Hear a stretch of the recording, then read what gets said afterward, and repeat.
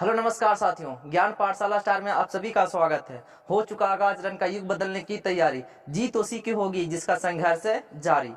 और माँ तेरे पसीने की हर बूंद के मोती से चमकाऊंगा, तू सपने बड़े देखना माँ, पूरा करके अब की बार हम दिखलाएंगे। तो हमारा हेडिंग दिया हुआ नंबर सिस्टम यानी संख्या पद्धति को पढ़ने वाले हैं। तो सबसे पहला हेडिंग आता है क्या? संख्या पद्धति। क्या आता है? संख्या पद्धति आता है। क्या आता है? संख्या पद्धति। संख्या पद्धति कहने मतलब क्या? नंबर सिस्टम, यानी ये जानकारी करेंगे कि नंबर सिस्टम को किस आधार पर पढ़ना है।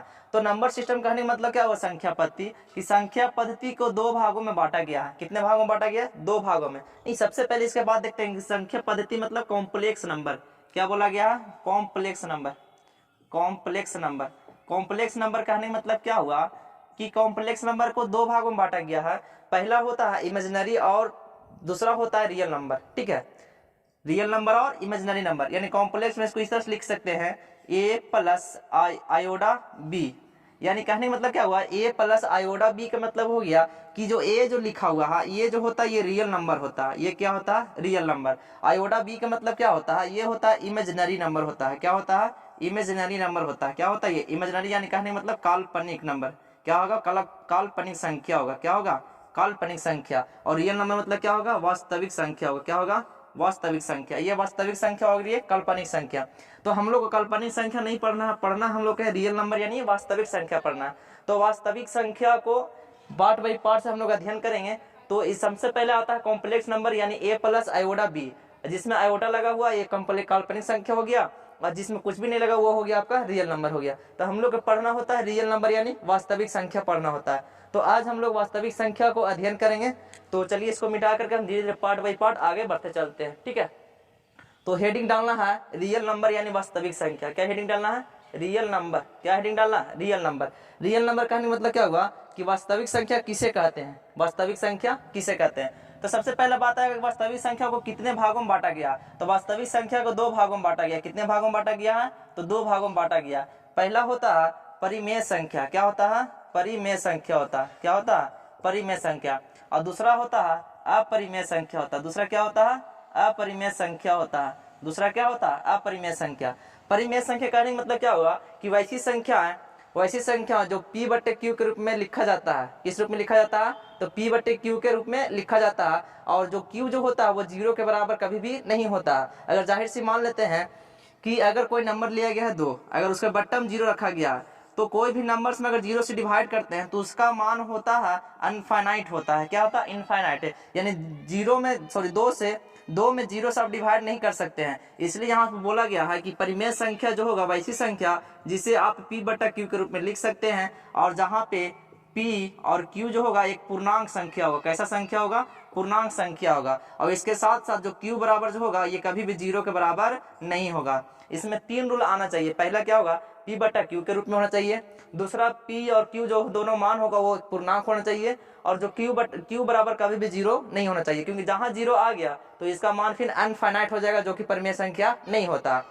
दूसरा आता है अपरिमेय संख्या। अपरिमेय संख्या कहने का मतलब क्या हुआ कि वैसी संख्या जिसे आप p बटा क्यू के रूप में नहीं लिख सकते हैं। p बटा क्यू के रूप में नहीं लिख सकते हैं, वैसी संख्या क्या कहेंगे? अपरिमेय संख्या कहेंगे। जैसे एग्जाम्पल के तौर पर समझेंगे। एग्जाम्पल तौर पर समझने का मतलब क्या होगा कि परिमेय संख्या वैसी संख्या, सबसे पहला संख्या जैसे पूर्णांक लिया गया है, मान ले तो 2 है, तो 2 बट्टा में कुछ नहीं तो क्या 1 है, तो 2 भी पूरा पूरा संख्या यानी पूर्णांक संख्या हो गया, और 1 भी पूरा पूरा संख्या, तो ये भी क्या हो गया? पूर्णांक है। पूर्णांक को हम लोग बहुत अच्छे से आगे पढ़ेंगे। तो अभी पहले समझना है पूर्णांक संख्या को कि वैसी संख्या जो पूरे पूरे संख्या लिखा जाता है जो पॉइंट में ना हो, वैसी संख्या क्या कहते हैं? पूर्णांक संख्या। तो ये पूरा पूरा संख्या है। पूर्णांक संख्या नेगेटिव हो सकता है, पॉजिटिव हो सकता है और जीरो भी हो सकता है, तीनों में इसमें आता है। उसी को क्या कहते हैं? हम पूर्णांक संख्या कहते हैं। उसी तरह से लिया जाता है अगर √4 लिया गया है। कितना लिया गया है? √4। यानी वैसी संख्या जिसका रूट पूरा पूरा निकल जाए। तो 4 का रूट कितना निकल कर आता है? 2 आता है। तो इसका बट्टा में भी कुछ नहीं क्या होगा, तो √4 का भी क्या हो जाएगा? ये परिमेय संख्या होगा। उसी प्रकार लिया जाए तो √25 होगा। √25 का मान कितना होता है? 5 होता है। बट्टा कुछ नहीं था, p बट्टा क्यू के रूप में ये हो गया। लेकिन उसी प्रकार अगर √3 लिया जाए तो √3 का कोई मान एक्यूरेट नहीं आता है, इसलिए p बट्टा क्यू के रूप में ये नहीं लिखा जाएगा। तो ये क्या हो जाएगा? अपरिमेय संख्या, जो कि इसका एग्जाम्पल नहीं होता है। ठीक है, आगे बात करेंगे अपरिमेय संख्या की। अपरिमेय संख्या कहने मतलब जिसको p बट्टा क्यू के रूप में आप नहीं ले सकते। जैसे एग्जाम्पल के तौर में समझने की कोशिश कीजिएगा। जैसे लिखा हुआ √3 का वैल्यू होता है 1.732 समथिंग आगे तक जाते रहता है। ठीक है। तो यहाँ पर ये नहीं डिफाइन कर पाते हैं कि पॉइंट हटाने के बाद बट्टा में कितना जीरो आने वाला है, तो ये पी बट्टा क्यू के रूप में नहीं लिखा जा सकता है, तो ये क्या कहलाएगा, अपरिमेय संख्या कहलाएगा। उसी तरह से √5 भी हो जाएगा।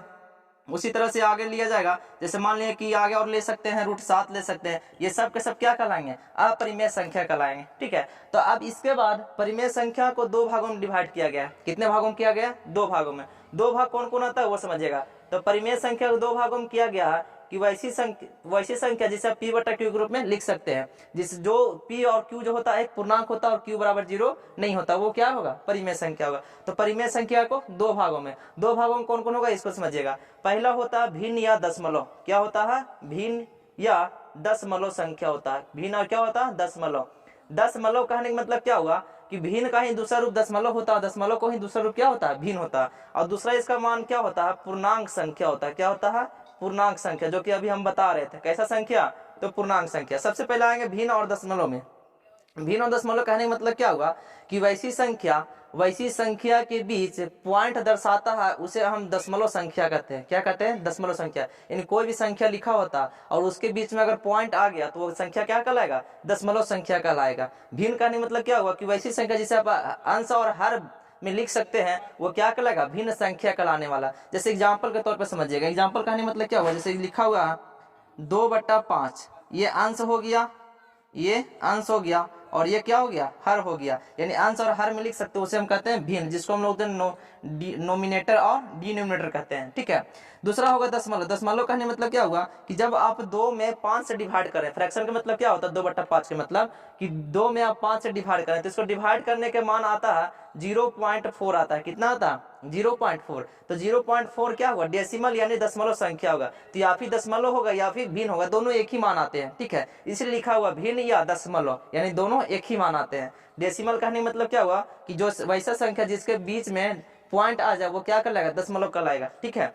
और भिन्न का मतलब क्या हुआ कि वैसी संख्या जिसे आप अंश और हर में यानी नोमिनेटर और डिनोमिनेटर में इसको लिख सकते हैं, वो क्या होगा, भिन्न हो जाएगा। ठीक है। आगे आते हैं हम लोग पूर्णांक संख्या में। क्या आते हैं, पूर्णांक संख्या में। पूर्णांक संख्या कहने का मतलब क्या हुआ कि वैसी संख्या जो माइनस से क्या होगा, जो माइनस से इनफाइनाइट से लेकर के प्लस से इनफाइनाइट तक जाएगा, वैसी संख्या को हम पूर्णांक संख्या कहते हैं। इसके बीच में कहीं ना कहीं जीरो भी आता होगा, तो जब जीरो आएगा यानी माइनस वाला भी, जीरो वाला भी और प्लस वाला भी, तीनों मिलकर क्या बनता है, पूर्णांक संख्या कहते हैं। पूर्णांक कहने मतलब क्या हो गया, पूर्णांक मतलब हो गया कि जो नेगेटिव भी हो, जो क्या हो, नेगेटिव भी हो, जीरो भी हो और क्या हो, पॉजिटिव भी हो। क्या हो, पॉजिटिव। यानी तीनों में जो मान होगा वो सब के सब पूर्णांक संख्या कहलाने वाले हैं। यानी जो संख्या प्लस में है और जो संख्या माइनस में हो और जीरो में हो, तीनों का तीनों क्या कहलाएगा, पूर्णांक संख्या कहलाएगा। मतलब वैसी संख्या जो संख्या पूरी लिखी हो, जैसे एग्जांपल के तौर पे समझेंगे। एग्जांपल के तौर पे कहने मतलब लिखा हुआ 1.5, तो ये पूर्णांक संख्या नहीं है ये, क्योंकि ये पूरा संख्या लिखा हुआ नहीं है। वैसा संख्या जो डेसिमल में नहीं हो वो क्या कहलाएगा, पूर्णांक संख्या। जैसे लिखा हुआ 5, 2, -3, 0, -10, 11, ये सब के सब कहलाने वाला आपके पूर्णांक संख्या क्या कहलाएंगे, पूर्णांक संख्या कहलाएंगे। ठीक है। तो पहला हो गया रियल नंबर। रियल नंबर को 2 भागों में बांटा गया, परिमेय अपरिमेय। परिमेय संख्या मतलब वैसी संख्या जिसे p बटा q के रूप में लिख सकते हैं हम। p और q जहां पूर्णांक संख्या होगा और q = नॉट जीरो, यानी q कभी भी 0 के बराबर नहीं होता, तब ये क्या कहलाएंगे, परिमेय संख्या कहलाएंगे। दूसरा है अपरिमेय संख्या। अपरिमेय संख्या मतलब कहने का मतलब क्या हुआ कि वैसी संख्या जिसे आप p बटा q के रूप में नहीं लिख सकते हैं, वो क्या कहलाएगा, अपरिमेय संख्या। जिसका मान आप डिफाइंड नहीं कर पाइएगा। दूसरा है इसका कि परिमेय संख्या को 2 भागों में बांटा गया, भिन्न या दशमलव और क्या बांटा गया, पूर्णांक में। भिन्न या दशमलव कहने मतलब क्या हुआ, वैसी संख्या जिसे आप अंश और हर में लिख सकते हैं या उस संख्या के बीच में पॉइंट आता है उसे हम क्या कहते हैं, दशमलव संख्या कहते हैं। ठीक है। पूर्णांक कहने मतलब क्या हुआ कि वैसी संख्या जो नेगेटिव, पॉजिटिव और जीरो तीनों फॉर्म में होता है, वो दोनों तीनों का तीनों क्या कहलाएगा, पूर्णांक संख्या कहलाएगा। या फिर नेगेटिव हो सकता है या पॉजिटिव हो सकता है या फिर शून्य हो सकता है। ठीक है। तो इसका कुछ भाग देखें रियल नंबर का, जो कितने कितने भागों में डिवाइड किया गया। अब इसके अंदर के पार्ट को समझेंगे कि इसके बाद और क्या क्या आते हैं। आज हम लोग रियल नंबर में यही चीज को पता करने वाले हैं कि कौन सा संख्या का क्या नाम से जाना जाता है, उसका यूज कहाँ पे होता है। ठीक है। तो हम इसको मिटाते हैं और आगे की ओर बढ़ते हैं। हेडिंग देते हैं। सबसे पहला पार्ट दशमलव को। क्या सीखते हैं हम लोग, दशमलव। क्या सीखने वाले हैं, दशमलव को सीखेंगे। दशमलव कहने मतलब क्या, वो वैसी संख्या जिसके बीच में पॉइंट आता है वो क्या कहलाता है, दशमलव संख्या कहलाता है। यहाँ पे दशमलव को 2 भागों में बांटा गया। कितने भागों में बांटा गया, 2। पहला भाग होता है शांत दशमलव। पहला क्या होता है, शांत। और दूसरा क्या होता है, अशांत दशमलव होता है। दूसरा क्या होगा आपका, अशांत दशमलव होगा। शांत दशमलव कहने मतलब क्या होगा कि वैसी संख्या जो दशमलव के बाद एक निश्चित पार्ट में हो, निश्चित संख्या में हो, उसे हम क्या कहेंगे, शांत दशमलव कहने वाले। जैसे एग्जांपल में लिखा हुआ 2.5, ये क्या कहलाएगा आपका शांत दशमलव कराने वाला। जैसे एग्जांपल के तौर पर फ्रैक्शन भी कभी कभी दिया होता है और आपसे पूछ देगा कि शांत दशमलव में आता है या नहीं है। जैसे कहने मतलब लिखा हुआ 3 और लिखा हुआ है 5, तो इसको अब सोल्यूशन करेंगे तो इसका आंसर क्या आने वाला है, तो यहाँ से लगाएंगे तो 0.6 आने वाला, 0 क्या आएगा 6 आएगा। तो ये भी क्या कहलाएगा शांत दशमलव। शांत दशमलव डेफिनेशन ये कहता है कि वैसी दशमलव संख्या जो दशमलव के बाद एक निश्चित संख्या हो, यानी निश्चित संख्या में जाकर रुक जाए, वो क्या कहलाएगा शांत दशमलव कहलाने वाला। ठीक है, आसान दशमलव कहने मतलब क्या होगा कि वैसी संख्या दो दशमलव के बाद निश्चित पार्ट में ना रुके, उसे हम क्या कहेंगे, आसान दशमलव कहेंगे। जैसे एग्जांपल के तौर पे इसको समझेंगे, जैसे लिखा हुआ 3.3333 डॉट डॉट आगे तक। ठीक है, तो ये क्या कहलाएगा आपका आसान दशमलव का। इसी का दूसरा रूप फ्रैक्शन में लिख सकते हैं इसको इस तरह से कि यहाँ पे 10/3 आता है। कितना आता है 10/3। अगर इसी को हल करेंगे तो क्या आएगा 3.333 तो आगे तक डॉट तक जाएगा। ठीक है, तो ये होता है आसान दशमलव। यानी आसान दशमलव मतलब क्या हुआ कि वैसी दशमलव संख्या, दशमलव में तो संख्या है लेकिन दशमलव के बाद निश्चित संख्या इसका नहीं है, क्या कितना संख्या पे जाके ये रुकेगा, तो ये क्या कहलाएगा अशांत संख्या, अशांत दशमलव कहलाएगा। ठीक है, तो अशांत दशमलव भी सीख गए होंगे आप लोग और शांत दशमलव भी। अब यहाँ पर पहचानने का तरीका भी दिया जाता है। जैसे फ्रैक्शन आपका एग्जाम में दे दिया जाता है और कहा जाता है कि ये शांत दशमलव है कि अशांत दशमलव है, ये पूछा जाता है फ्रैक्शन को दे करके। तो जैसे पहचानने का तरीका पहले समझेंगे, क्या समझेंगे, पहचानने का तरीका, पहचान करने का तरीका, पहचान करने का तरीका। पहचान करेंगे कब, जब भी कोई फ्रैक्शन में दिया हो, जब भी कोई फ्रैक्शन में दिया हो तो उसको सबसे पहला रूल होता है कि फ्रैक्शन को छोटा से छोटा भाग में तोड़ने का कोशिश करेंगे। क्या करेंगे, छोटा से छोटा भाग में तोड़ने की कोशिश करें। जैसे लिखा हुआ 125, कितना लिखा हुआ 125/90 लिखा हुआ। अब कहा गया कि इसको जब हल करेंगे तो बताइए हल करने के बाद जो संख्या जो आने वाला है वो शांत दशमलव में आएगा या फिर अशांत दशमलव में आएगा, ये पूछा गया। तो इसको डिवाइड करेंगे तो यहाँ से कटने वाला ये है 18×5 = 90 और ये कटेगा 25×5 = 125। अब ये संख्या डिवाइड होने वाली नहीं है, तो यहाँ पे बोला गया कि इसको हल करने पर बताइए कि ये शांत दशमलव होगा कि आसान दशमलव होगा। तो इसको ये सरलतम रूप में हो गया, अब ये कटने वाला नहीं है। तो सबसे पहला बात, इसको हम जब भी इस रूप में होता है छोटा छोटा खंड रूप में, तो इसको जो हर और अंश जो होता है उसको तोड़ने का कोशिश करेंगे प्राइम फैक्टर में। किस में तोड़ने की कोशिश करेंगे, प्राइम फैक्टर में। इसको प्राइम फैक्टर में तोड़ेंगे तो लिखेंगे 5×5 और बटा 2×3 यानी 3 3 9 2 18, 5×5 = 25। ये हो गया आपका प्राइम फैक्टर, किसका, अंश का और हर का। अब इसको तोड़ने के बाद देखा जाता है पहचानने के तरीका में कि जो हर जो होगा, ध्यान रखिए क्या होगा, हर जो होगा वो हर 2 या 5 या 2×5। हर में या फिर 2 होगा सिंगल, या फिर 2 ना रहे तो क्या होगा 5 होगा, या फिर 5 भी ना हो तो दोनों भी हो सकता है। क्या बोला गया, 2 हो या फिर 5 हो या फिर दोनों हो। तो अगर हर में ये तीनों में से कोई एक मौजूद होगा तो वो संख्या पूरी तरह से डिवाइड होगा पॉइंट के बाद। ठीक है, जिसे हम लोग बोलेंगे शांत दशमलव बोलेंगे। क्या बोलेंगे, शांत दशमलव। जो कि इस संख्या का हर में देखा जाए तो हर में 2 तो है लेकिन 2 के अलावा 3 भी शामिल है, लेकिन ये रूल में कहा गया कि 3 शामिल नहीं होना चाहिए। अगर 3 शामिल होगा तो पूरी तरह से ये पॉइंट के बाद डिवाइड नहीं होगा, जो कि ये शांत दशमलव नहीं कहलाने वाला। तो इसको अगर डिवाइड करके देखा जाए तो इसको हम यहाँ पे भाग लगाते हैं, तो भाग लगाइएगा 18 से 25 में, तो 25 में भाग लगाइएगा तो 18 कम का 18 लगेगा और यहाँ से आ जाएगा आपका 7, फिर पॉइंट डालेंगे 0 आएगा, फिर 18 3 54, 18 चौके 72 नहीं लगेगा, ये 18 3 का 54 ही लगने वाला। 18 3 54 लगेगा तो यहाँ से आपका आएगा 16, फिर पॉइंट डाला हुआ तो फिर 0 आ जाएगा। फिर यहाँ से इस तरह बढ़ाते जाइएगा तो ये कभी भी डिवाइड होने वाला नहीं है, यानी इनफिनिट तक जाते रहेगा ये। ठीक है, तो ये हम शांत दशमलव ये नहीं कहलाएगा, क्या कहलाएगा, ये अशांत दशमलव कहलाएगा। इस तरह से ये पहचानने का तरीका होता है। ठीक है, शांत दशमलव कब पहचाने फ्रैक्शन को, कि जब फ्रैक्शन यानी बट्टा हर का जो मान होगा वो 2 या फिर 5 या दोनों का मल्टीपल होगा, तभी वो पूरी तरह से डिवाइड होगा पॉइंट के बाद, तभी वो क्या कहलाएगा, शांत दशमलव कहलाने वाला। ठीक है, अगर ये नहीं कटेगा पूरी डिवाइड के बाद, सॉरी पॉइंट के बाद, तो वो क्या कहलाएगा, अशांत दशमलव कहलाएगा। ठीक है, ये होता है पहचानने का तरीका। अब इसके बाद हम लोग सीखने वाले हैं जो संख्या पूछी जाती है जिसको बोलते हैं इवन और ऑड। ये आप लोग को पता होगा, इवन मतलब जो नंबर्स 2 से डिवाइड होगा वो इवन कहलाएगा, और जो नंबर 2 से डिवाइड नहीं होगा वो क्या कहलाएगा, ऑड कहलाने वाला। ठीक है, इसके अलावा और भी बहुत सारे नंबर आते हैं, उसको भी हम लोग सीखेंगे। जो पहला आता है आपका पूर्णांक संख्या, क्या आता है, पूर्णांक, जो कि पूर्णांक को आप लोग पढ़ चुके हैं, जिसको नेगेटिव, पॉजिटिव और जीरो तीनों कहते हैं। पूर्णांक का ही भाग को छोटे छोटे भाग में बांटा गया, क्या बोला गया, पूर्णांक को, क्या है, पूर्णांक। पूर्णांक का ही चेला चपाटी सब आता है, इवन ऑड सब पूर्णांक में ही आते हैं। ठीक है, तो जो पूर्णांक जो होगा वो नेगेटिव भी होता है, फिर से रिकॉल करते हैं, सॉरी पहले लिखते हैं नेगेटिव, क्या होगा, नेगेटिव, फिर आएगा आपका 0, फिर आएगा आपका पॉजिटिव, ये तीनों पार्ट में होती है। तो इसके अंदर भी पढ़ना होता है जिसको हम लोग बोलते हैं प्राकृतिक संख्या बोलते हैं। क्या बोलते हैं? प्राकृतिक संख्या। कैसा संख्या? तो प्राकृतिक संख्या। कैसा संख्या बोलेंगे? प्राकृतिक संख्या बोलेंगे। कैसा संख्या बोलेंगे? प्राकृतिक संख्या। प्राकृतिक संख्या मतलब क्या हुआ कि वैसा संख्या, क्या हुआ कि वैसा संख्या, क्या हुआ वैसा संख्या जो 1 से स्टार्ट होता है। कितना से? 1 से। यानी कितना से स्टार्ट होगा? 1 से। यानी 1 से 2 3 वो आगे तक कंटिन्यू इनफिनिट तक रहे, जिसमें माइनस की मान नहीं आता है, जिसमें माइनस के मान नहीं आता है वो क्या कहलाएगा? प्राकृतिक संख्या, जिसको हम लोग इंग्लिश में नेचुरल नंबर बोलते हैं। क्या बोलते हैं? नेचुरल नंबर यानी प्राकृतिक संख्या कहते हैं। इसके जस्ट बाद फिर आगे पढ़ना होता है हमको पूर्ण संख्या पढ़ना होता है। क्या पढ़ना होता है? पूर्ण संख्या।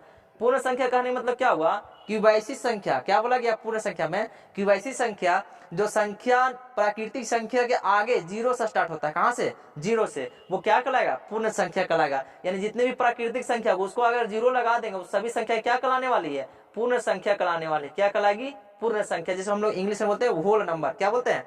होल नंबर कहते हैं। ठीक है, पहला हो गया नेचुरल नंबर, दूसरा क्या हुआ? Whole number. होल नंबर कहने मतलब प्राकृतिक संख्या रहेगा लेकिन उसके आगे 0 लगा होगा तो क्या कहलाएगा?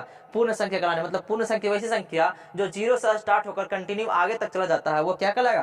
पूर्ण संख्या कहलाएगा।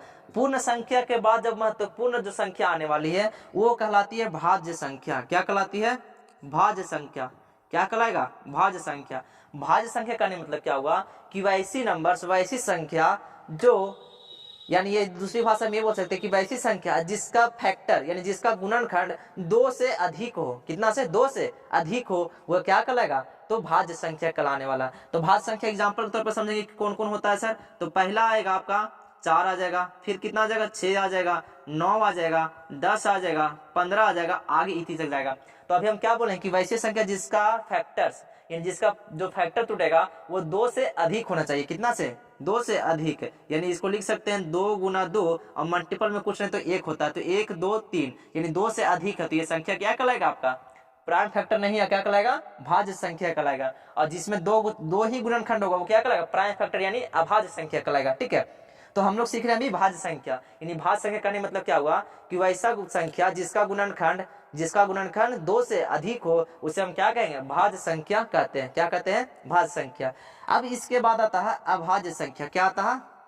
अभाज्य संख्या। क्या आता है? अभाज्य संख्या। क्या आता है? अभाज्य संख्या।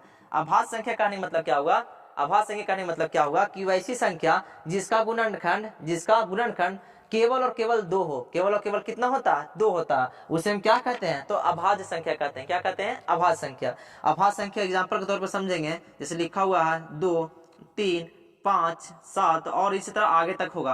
तो यानी जो संख्या लिखा हुआ है इसका जो गुणनखंड होगा केवल और केवल 2 होगा। इसको दूसरा लैंग्वेज में ये भी बोल सकते हैं कि वैसी संख्या जो अपने आप से कटे और केवल 1 से कटे उस संख्या को हम बोलते हैं अभाज्य संख्या। क्या बोलते हैं? अभाज्य संख्या। जैसे लिखा हुआ 2 गुना 1। फिर इसको क्या लिख सकते हैं? तीसरा को एग्जांपल में लिखेंगे तो तीसरा को लिखेंगे 3 × 1 यानी अपने आप से कट रहा और 1 से कट रहा तो ये क्या कहलाएगा? अभाज्य संख्या। और यहाँ से एक सवाल ये भी पूछ जाता है कि वैसा कौन सी संख्या है, वैसी कौन सी संख्या जो अभाज्य के साथ साथ सम भी है? वैसी संख्या जो अभाज्य के साथ साथ सम भी है। तो केवल एक ही सम संख्या जो 2 है जो अभाज्य कहलाती है, बाकी वैसा कोई सम संख्या नहीं है जो अभाज्य संख्या कहलाती है। क्या यहाँ से ध्यान रखिएगा कि केवल 2 एक ऐसी सम संख्या है, ऐसी इवन नंबर है जो अभाज्य कहलाती है। इसके अलावा और कोई भी ऐसा इवन नंबर नहीं है जो अभाज्य कहलाती है। ठीक है, और ये सबसे छोटा भी है और सबसे पहला भी है और इवन भी है। ठीक है, अभाज्य संख्या पढ़ने के बाद समझेंगे। अभाज्य संख्या के बाद हम लोग समझने वाले हैं अभाज्य संख्या। क्या समझने वाले हैं? अभाज्य संख्या समझेंगे। किस साथ समझेंगे? अभाज्य संख्या। कैसे संख्या समझेंगे? अभाज्य संख्या। क्या समझेंगे? अभाज्य संख्या समझने वाले। कौन सी संख्या समझेंगे? अभाज्य। अभाज्य बोला गया तो अभाज्य कहने मतलब क्या हुआ कि वैसी 2 संख्या, जब भी अभाज्य की बात आएगा तो संख्या में पेयर आएगा। ठीक है, कहा कि वैसी 2 संख्याएं जिसका HCF जिसका मस्सा केवल और केवल 1 होता उसे हम कहते हैं अभाज्य संख्या। क्या कहते हैं? अभाज्य। इसको भी एग्जाम्पल के तौर पर समझेंगे। लिखा हुआ है 15 और लिखा हुआ यहाँ पे 7। कितना लिखा हुआ? 15 और 7 लिखा हुआ। तो 15 अगर 7 का HCF यानी मस्सा निकाला जाएगा तो इसका मस्सा कितना आएगा? 1 आएगा। मस्सा क्या होता है समझिएगा, जिसको फैक्टर में लिखा जाता है तो फैक्टर में लिखेंगे तो 3 × 2 यानी 3 × 2 नहीं लिखेंगे, 5 इंटू 3 लिखेंगे, यानी 5 दिया 15 और 7 इंटू 1 में लिखेंगे। इसमें भी कुछ ना तो गुना कितना है 1 है। तो यहाँ पे दोनों में देखा जाएगा मशक मतलब क्या होता है कि जो दोनों में हाईएस्ट है हाईएस्ट कॉमन फैक्टर मिल जाएगा। तो फैक्टर तो है, तो हाईएस्ट क्या मिल रहा है 1 मिल रहा है, इसके अलावा और कुछ भी नहीं मिल रहा है। तो कॉमन क्या है 1, तो कॉमन को ही बोलते हैं HCF। जो ज्यादा कॉमन फैक्टर आता है उसी क्या कहते हैं HCF यानी मशक कहते हैं। तो इसका मशक कितना निकल के आ रहा है 1 आ रहा है, तो इसे हम क्या कहेंगे सहअभाज्य संख्या कहेंगे। उसी तरह से अगला अगर एग्जाम्पल लेंगे तो लिखा हुआ है 2 और लिखा हुआ है 5, तो दोनों का भी मशक कितना होगा 1 होगा, इसलिए दोनों संख्याएं क्या कहलाएगी सहअभाज्य संख्या कहलाएगी। ठीक है, पहला हो गया आपका प्राकृतिक संख्या, दूसरा हो गया पूर्ण संख्या, तीसरा होगा अभाज्य संख्या, चौथा हो गया पहला प्राकृतिक, दूसरा पूर्ण, तीसरा हो गया भाज्य, चौथा हो गया अभाज्य संख्या और पांचवा हो गया सहअभाज्य संख्या, जिसको हम लोग बोलते हैं को prime number, composite number, whole number और प्राकृतिक नंबर को बोलते हैं नेचुरल नंबर। इस चीज को हम लोग आज सीख लिया। ये सभी पढ़ना हो किसमें इंटीजर नंबर में पढ़ना है, किसमें पढ़ना पूर्णांक संख्या में पढ़ना है। तो आज हम लोग नंबर सिस्टम का इंट्रोडक्शन पढ़ लिए हैं, जिसमें कौन सी संख्या का क्या नाम रखा गया, उसको पहचानने का तरीका क्या है, वो सभी चीज आपको बता दिया गया है इसमें। अब इसको नंबर सिस्टम को धीरे धीरे हम आगे की ओर बढ़ाएंगे। जो कॉम्पिटिटिव का एग्जाम में पूछे जाते हैं सवाल जो नंबर सिस्टम से बहुत सारे, उसको हम अच्छे से अगले वीडियो में अध्ययन करेंगे। तो आज के लिए यहीं तक। अगर वीडियो अच्छा लगा होगा, समझ में पूरा आया होगा, तो सब्सक्राइब करना ना भूले और लाइक शेयर जरूर करें।